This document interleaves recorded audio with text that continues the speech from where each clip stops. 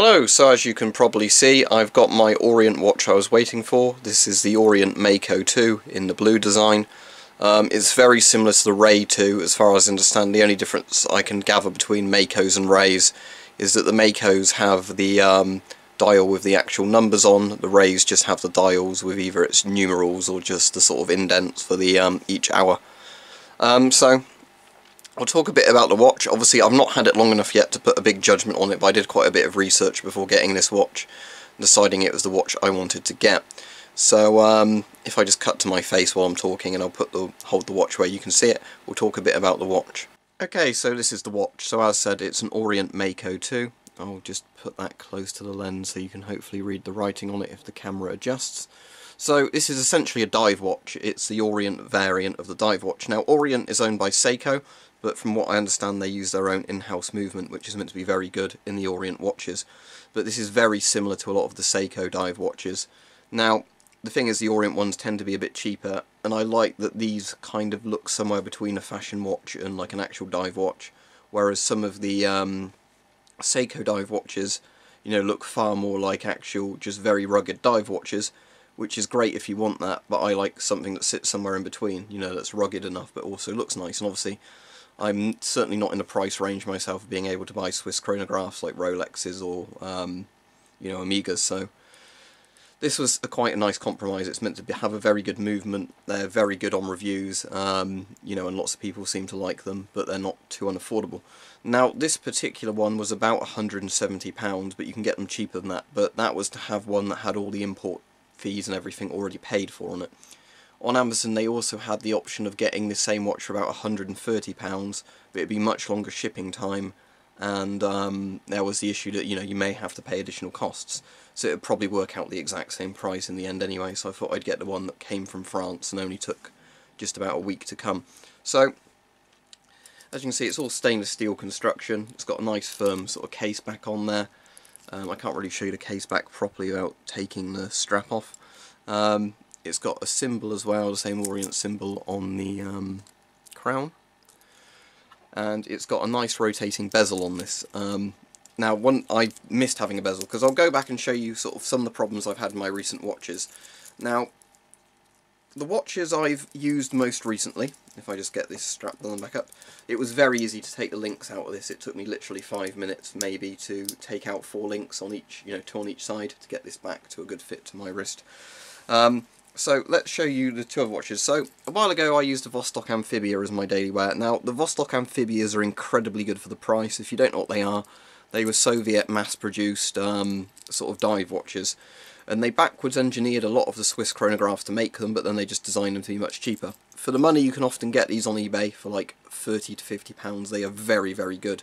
Now the problem I had with it is, firstly, very minor thing, the straps that come on Vostok Amphibias are absolutely awful. So I swapped the strap out for a nice shark mesh, you know, kind of dive watch strap, and that was very good for ages, but as you can probably hear, it rattles.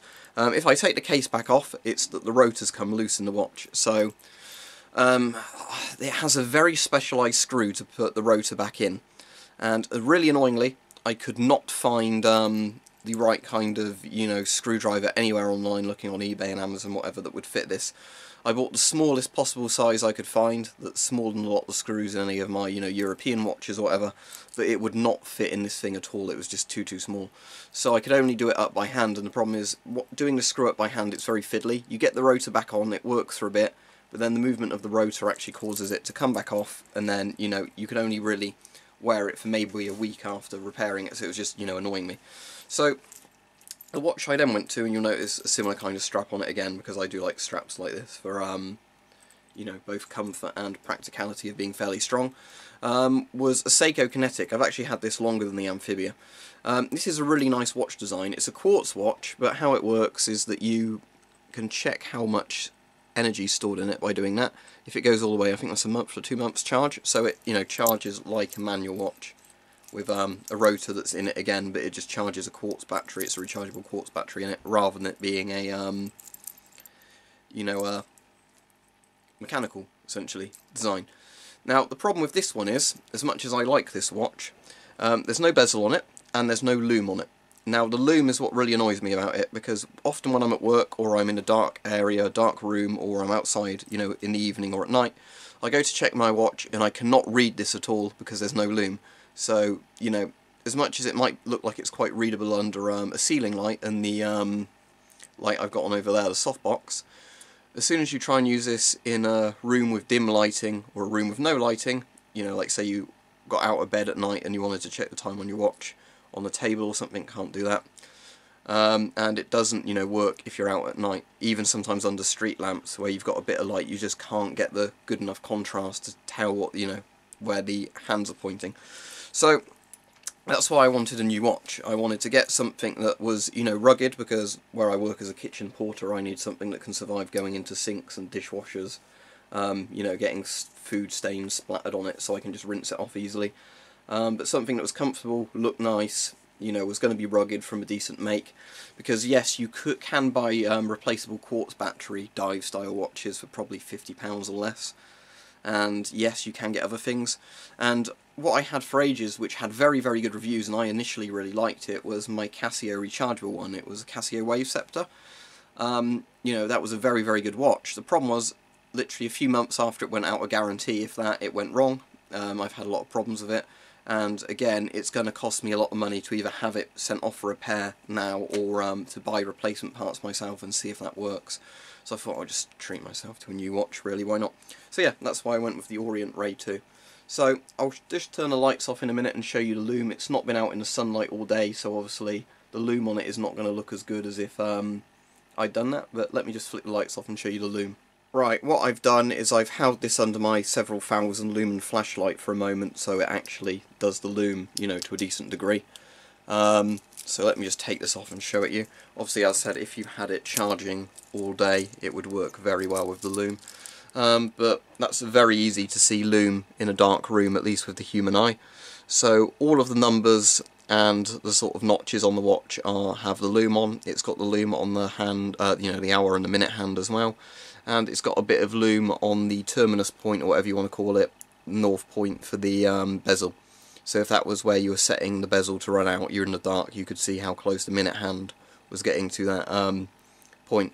So yeah, very good. Obviously the only bit it doesn't have loom on is where the date is, because you know, there's not a number there for it to have the loom on. But yeah, very good. To wind it, you unscrew the crown. Just do that here. When the crown's all the way unscrewed, you can then do this to wind it.